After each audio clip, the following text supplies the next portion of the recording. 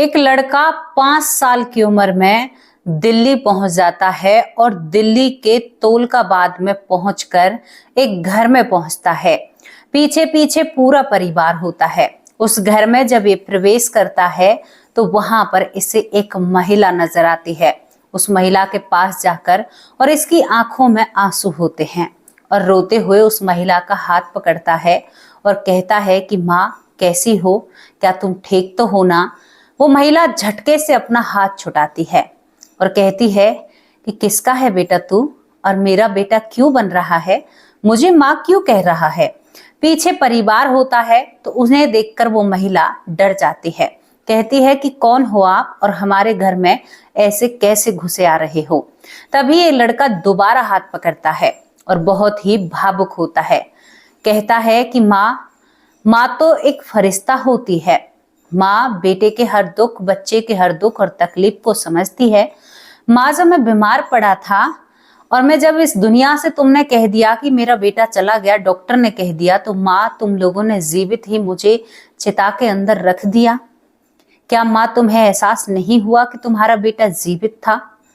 माँ तुम्हें नहीं पता मुझे कितना उस समय पर जो जोर पड़ा था मेरे शरीर पर, मेरे प्राण मुझे ही पता है कैसे उस चिता के अंदर निकले थे, और आज भी तुम मुझे अपना बेटा मानने से इनकार कर रही हो।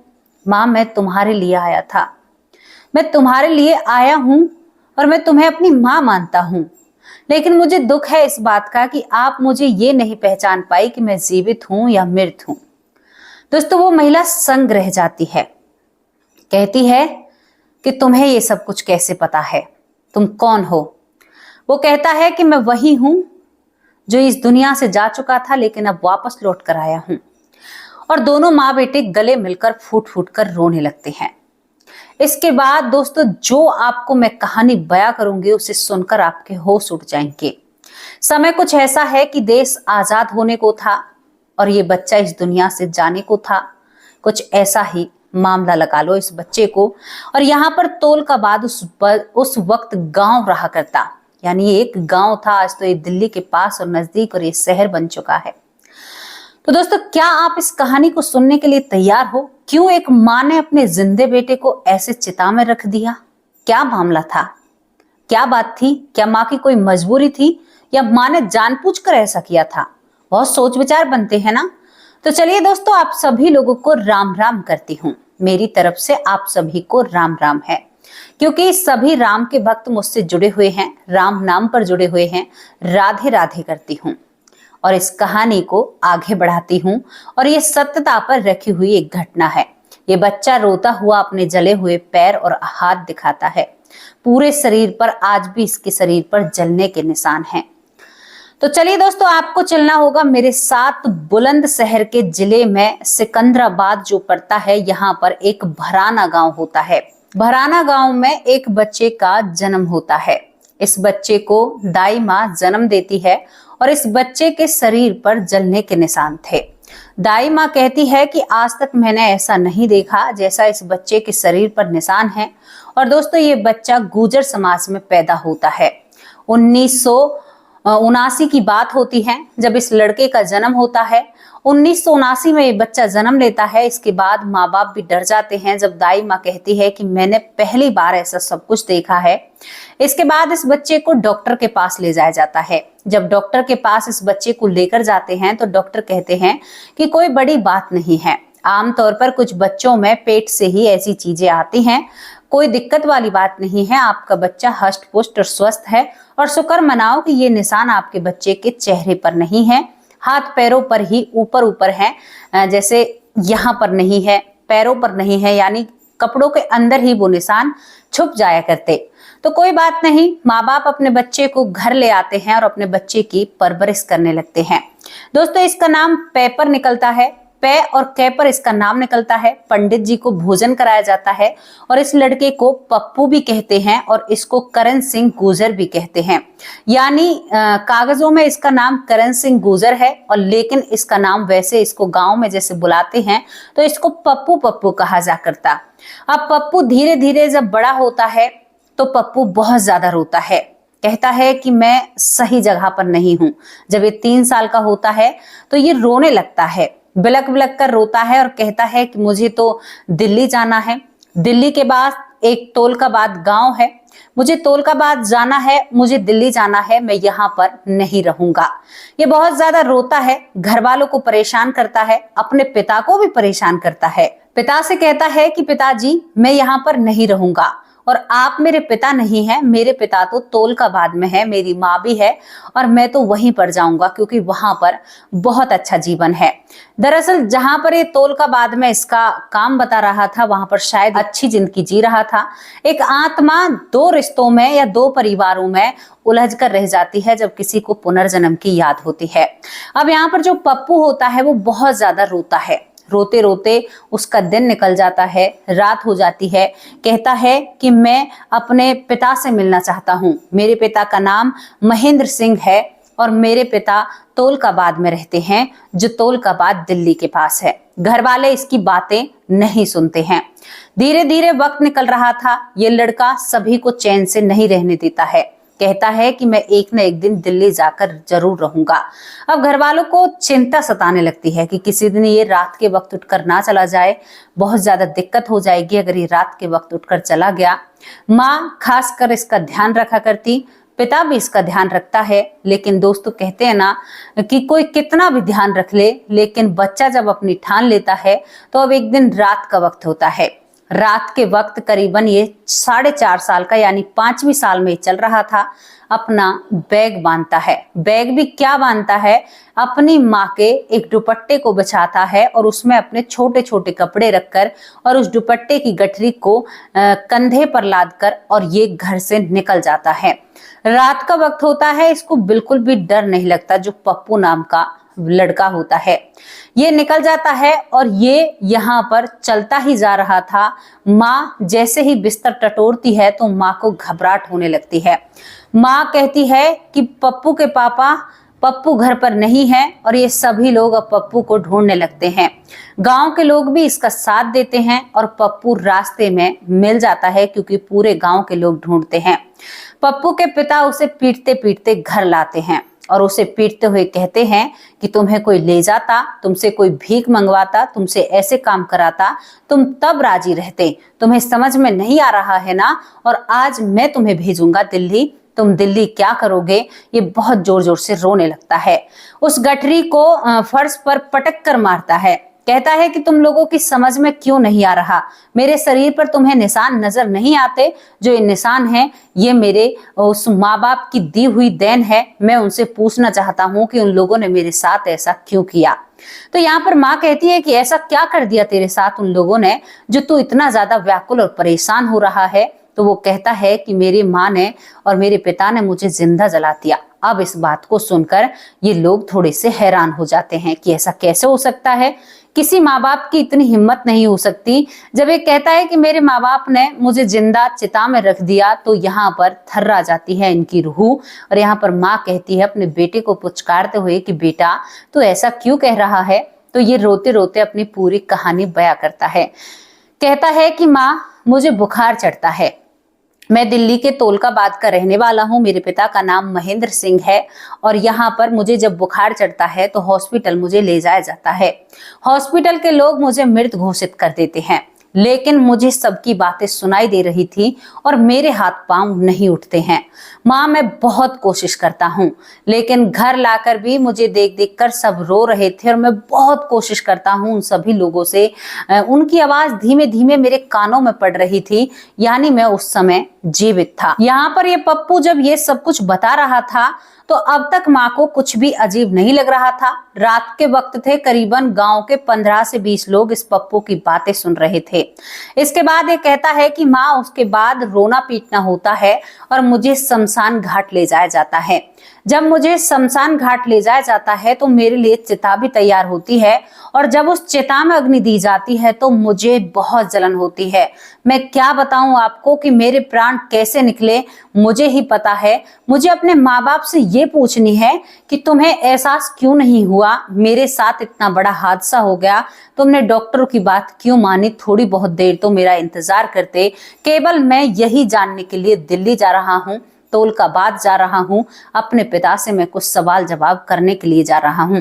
दोस्तों, इस बात को सुनकर जब गांव वाले सुनते हैं तो वो थोड़े से भावुक और परेशान हो उठते हैं।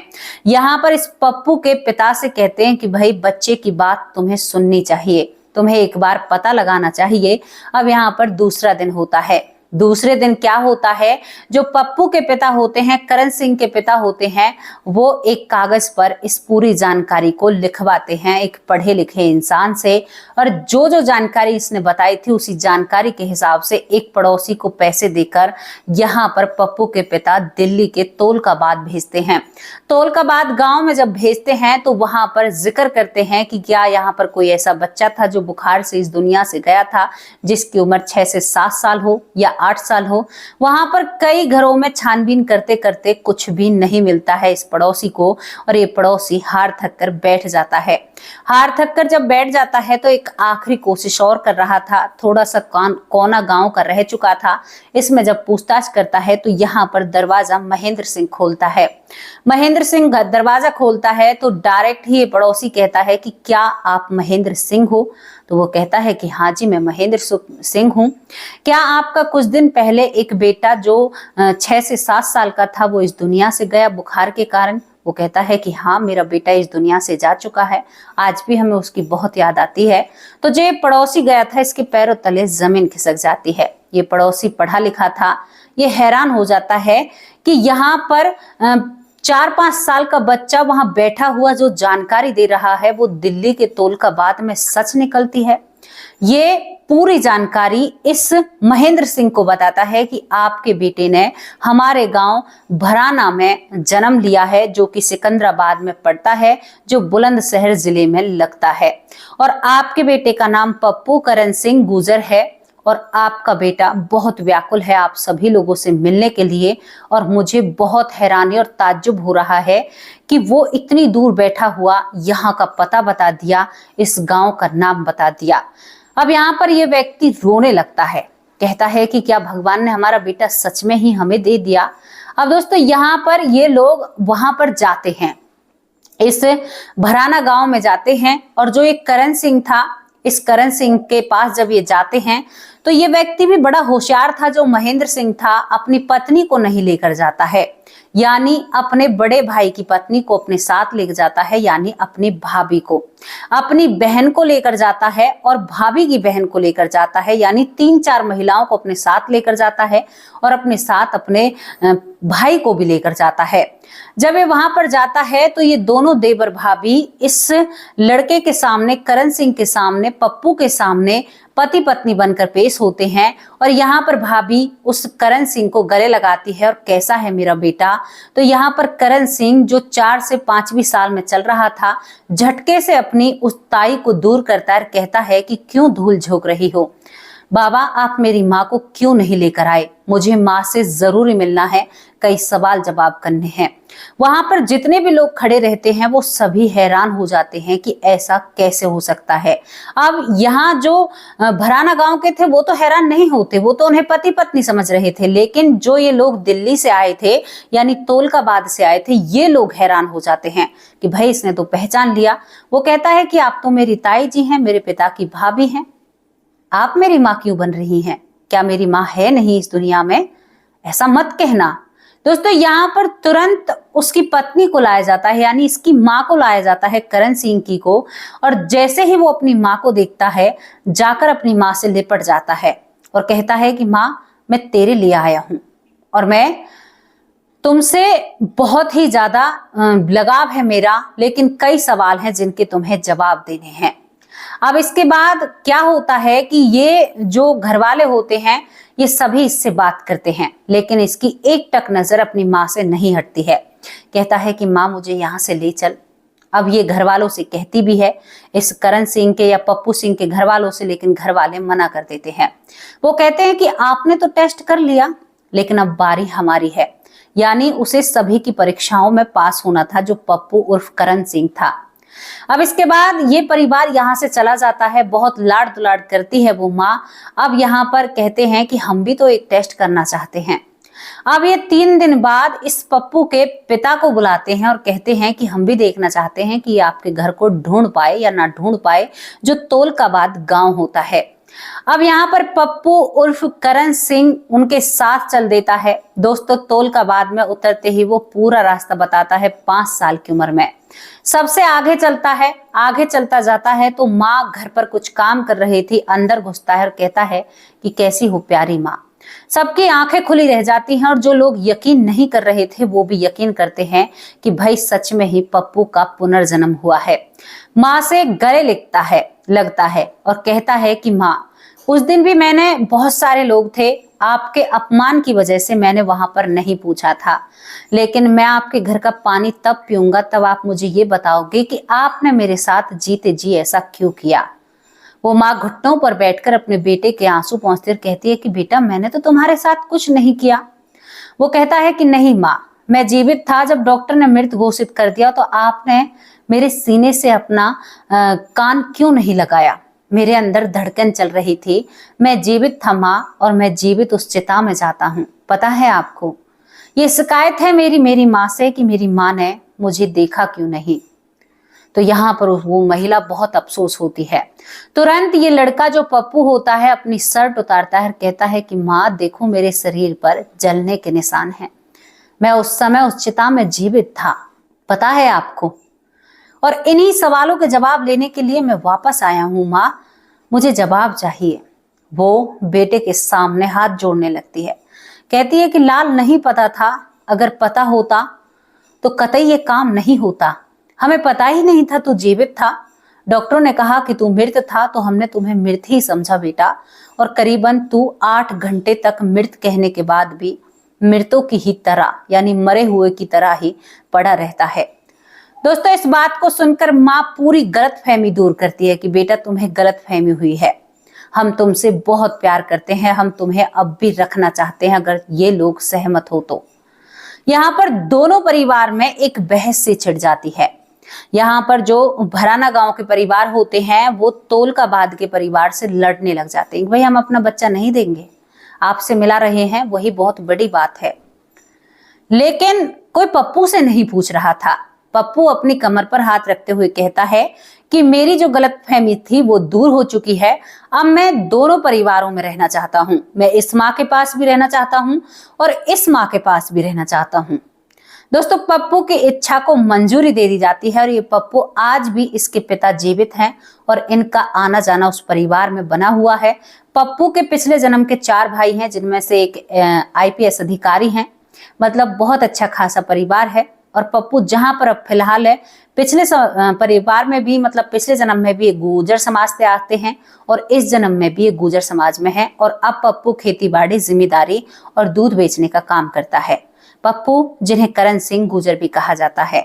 अब आपको ये स्टोरी कैसी लगी, जहां पर एक लड़का शायद कहीं ना कहीं बदले की भावना में था, तभी उसका पुनर्जन्म हुआ। मैंने कहा ना, उन्हीं लोगों का पुनर्जन्म होता है जो बदले की भावना से जाते हैं। दोस्तों, जन्म तो सबके होते हैं, पुनर्जन्म सबके होते हैं, लेकिन याद हर किसी को नहीं रहता। यहाँ पर पप्पू एक और बात कहता है, जिसका नाम करण सिंह गुर्जर है, ये एक और बात कहता है कि बीते जन्म की याद होना शायद एक श्राप जैसा लगता है, क्योंकि हम कभी कभी ऐसे उलझ जाते हैं। पप्पू बताते हैं जब उनके दादा दादी इस दुनिया से जाते हैं तो वो बहुत ही भावुक और परेशान होते हैं। आज पप्पू बाल बच्चों वाले इंसान हैं, 4 बच्चे हैं उनके, 2 लड़की 2 लड़का। आज वो बहुत बेहतर जिंदगी बिताते हैं, लेकिन कहते हैं कि दिमाग और दिल मानने को तैयार नहीं होता। हमेशा ऐसा लगता है कि उसी घर में जाएं, वहीं पर रहें, ये करें वो करें, बस उलझ जाते हैं। जिंदगी बहुत उलझन भरी लगती है। ये बात तो इन्होंने बिल्कुल सही कही है और बिल्कुल 100% सत्य बात है। दोस्तों, यहाँ पर हम भी आप लोगों से यही कहना चाहते हैं कि भला हो भगवान का, बहुत अच्छा है प्रभु जी ने जो हमारे साथ किया है, जो हमें बीते जन्मों की बातें याद ना हो। आप सोचकर देखिए, अगर आप पिछले जन्म में किसी अमीर घर में होते और अब आप संघर्ष कर रहे हैं, तो फिर आपकी आत्मा से क्या बीतती। आपको ये दुनिया खाने को दौड़ती, आपको लगता कि मैं गलत दुनिया में हूं, मैं अपने गलत घर में हूं, मैं वहीं पर जाना चाहता हूं, क्योंकि आत्मा फिर परेशान होती है ना। और भगवान कभी भी अपने बच्चों को परेशान करना नहीं चाहते, इसी वजह से वो किसी किसी को ही पिछले जन्म की बातें याद रख कर रहते हैं। तो कैसी लगी आप लोगों की स्टोरी, जहां पर एक लड़का जो जीते जी चिता में प्रवेश कर जाता है गलत फहमी से, लेकिन वो दूसरा जन्म लेकर इस गलत फहमी को दूर करता है और आज वो बहुत अच्छी जिंदगी जी रहा है। और सुनो मेरे भाइयों, जो मुझसे कमेंट कर कर कहते हैं कि आप झूठ बोल रही हो, तो मैं बिल्कुल भी झूठ नहीं बोल रही। आप बुलंदशहर के जिले सिकंदराबाद में भराना गांव में जा सकते हैं। आज भी ये व्यक्ति अपना वजूद लेकर बैठा हुआ है। आज ये बाल बच्चों वाला है और इसका पिछला जन्म तोलकाबाद गांव में होता है, तो आप वहां पर भी पता लगा सकते हैं। बिल्कुल 100% सत्यता पर रखी गई एक घटना है जो आप लोगों के सामने रखी गई है। जहां पर आप किसी के साथ कुछ भी करोगे ना, वो आत्मा आपसे पूछेगी कि तुमने मेरे साथ क्या किया है, तुमने जो किया है वो गलत किया है, क्यों किया है, कैसे किया है। भगवान को नहीं मानते, भगवान को नहीं जानते हो तुम, ऐसा कैसे कर सकते हो।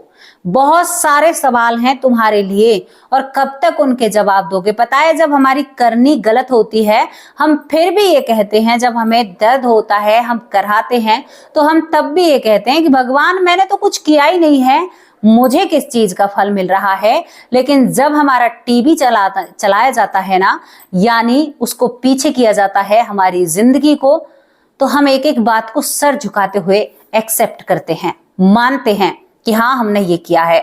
तो कर्म तो किसी के भी अच्छे नहीं हैं। अब मैं ये बात कहूंगी तो आप लोगों को बुरी लगेगी, क्यों ना, क्योंकि जाने अनजाने में हर किसी से कुछ ना कुछ हो ही जाता है, बचपन से लेकर बुढ़ापे तक। तभी तो नाम जप का असर बताया गया है। तो दोस्तों, जैसी भी आपको स्टोरी लगी हो अपनी राय कमेंट बॉक्स में जरूर रखना। अब आप लोगों से विदा लेती हूँ, कल हाजिर होंगे आप लोगों के नाम के साथ। आज नाम नहीं ले पाई हूँ क्योंकि आज मैं बहुत ज्यादा लेट हो चुकी हूँ। नमस्कार, जय हिंद, जय भारत, राधे राधे, राम राम। अपना और अपने परिवार का ख्याल रखना।